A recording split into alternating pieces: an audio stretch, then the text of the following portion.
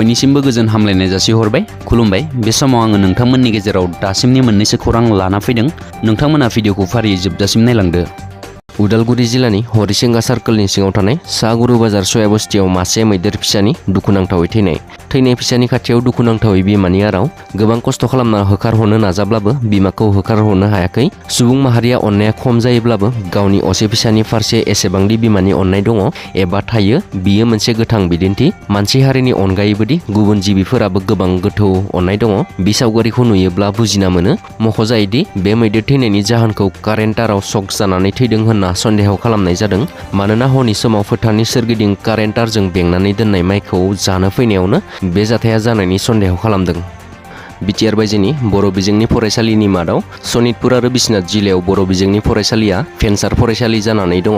खौसेथि बर' सुबुं आफादनि गाहाय नेहाथारि मुस्रि पीताम्बर ब्रह्मआ बे बाथ्राखौ बुंदों। मैया खौसेथि बर' सुबुं आफादनि थामथि मावथि जथुमाया सनितपुर जिल्लानि धेकियाजुलिनि शहीद भवनाव जानानै थाङो। लोगोसेयैनो सनितपुर जिल्लानि 14 आन्चलिकनि आफादफोरनि मावथि बिथांमोननि साननाय हनाय आरो खौसेथि बर' सुबुं आफादनि साननाय हनायखौ सावरायलायो। मख'नो गोनांदि बिटिआर एकर्डनि उनाव बिटिआर गोरोबथानि दफाफोरा माबोरै जानानै दङ बिनि बागैबो गुवारै सावरायलायो। सनितपुर जिल्लानि रायजो राजाफोरखौ लानानै आरो सनितपुर जिल्लानि रायजो राजाफोरा मा साननानै दङ बिखौबो सावरायलायो होननानै खौसेथि बर' सुबुं आफादनि गाहाय नेहाथारि मुस्रि पीताम्बरआ फोरमायो। मख'नो गोनांदि सनितपुर जिल्लानि रायजो राजाफोरा गोख्रों खावलायदों थाबैनो सनितपुर आरो बिश्वनाथ जिल्लायाव थानाय बर' रायजो राजाफोरखौ बिटिआरआव सोसननांगौ होननानै। लोगोसेयैनो 6.3 दफानि बायदि सोलोंथाइ फारसे जि रोखा लिरनाय दङ बिखौ थाबैनो मावफुंनांगौ होननानै सनितपुर जिल्लानि रायजो राजाफोरा गोख्रों रावजों खावलायो। लोगोसे सनितपुर जिल्लानि खौसेथि बर' सुबुं आफादनि गाहाय नेहाथारि बिनन बर'आ खावलायबावोदि बिटिआर सुक्तिनि माखासे दफाफोरखौबो थाबैनो मावफुंनांगौ होननानै आरो सनितपुर आरो बिश्वनाथ जिल्लायाव थानाय बर' रायजो राजाफोरनि दुखु जारलाखौ जोबनायनि राहा लानांगौ होननानै। थांनाय जुलाइ दाननि 30 अक्ट'आव नंखाय गोसो थोफ्लाना राजु दास मुं लाफ्लानानै क'क्राझार जिल्लानिफ्राय सासे उन्दै हिन्जावसाखौ सोनाब बंग रायजोनि सिलिगुरि रेड लाइट ब्रुचेल हाउसआव फानहरनाय जाथायनि गुबै दायनिगिरि जाहानुद्दिन शेख आरो सालमा बेगमखौ क'क्राझार जिल्ला बिजिरसालिया गोलाव सम बिसार खालामनायनि उनाव मैया जोबथा साजा फोसावो। जगिघपानि थागिबि जाहानुद्दिन शेख आरो सिलिगुरि रेड लाइट खालपारा गामिनि थागिबि सालमा बेगमखौ 20 बोसोर जोबथेसालिनि साजा फोसावो होनना क'क्राझार जुडिसियेल कर्टनि अकिल सन्जीब घ'षआ रोखा फोरमायो। गोजोनथाव खौरां फैगौ 6 नभेम्बराव फोसावगोन ग्रेड 3 आनजादनि रिजाल्टखौ। टुइटाराव बे बाथ्राखौ मिन्थिहोदों गिबि मन्थ्रि हिमन्त बिश्व शर्मा बिथाङा। मख'नो गोनांदि रायजो सरकारा खुंदोंमोन 26,000 ग्रेड 3 आरो ग्रेड 4 नि आनजादखौ।